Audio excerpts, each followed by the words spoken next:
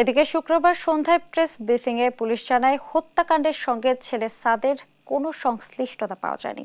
CCTV footage অনুসন্ধান করে দেখা যায় ঘটনার সময় বাসাতেই ছিলেন না অভিযুক্ত সাদ। তদন্তে এই হত্যাকাণ্ডের সাথে জড়িত থাকার কোনো রকম আলামত বা কোনো সাক্ষ্য প্রমাণই সাদের এগেনস্টে পাওয়া যায় না। দুইটা ক্যামেরা 16 ঘন্টা সিসিটিভি ফুটেজে আমরা দেখি যে সে 8টা 40-এ ঢুকতেছে আর 1টা 15-তে বেরোচ্ছে। নামাজ পড়ে সে 1টা 56-তে বাসায় যায়। মাফিয়া ওই বিল্ডিংয়ে সে ভাড়া থাকতো আর ওই সে অনৈতিক কার্যকলাপ। বাসার মালিক যিনি রিজিস্ট করে হয়েছেন ইনি দেখে নেয়, পরে ইনি তাকে নিষেধ করে। ইনি নিষেধ করলে ইনি সেটা শোনে না। আর এইটা তাদের মধ্যে ভয়ের সৃষ্টি শুরু হয়। পাশাপাশি তারা ওই বাসায় নেশা করতো আর 5 মাসের ভাড়াও বাকি ছিল।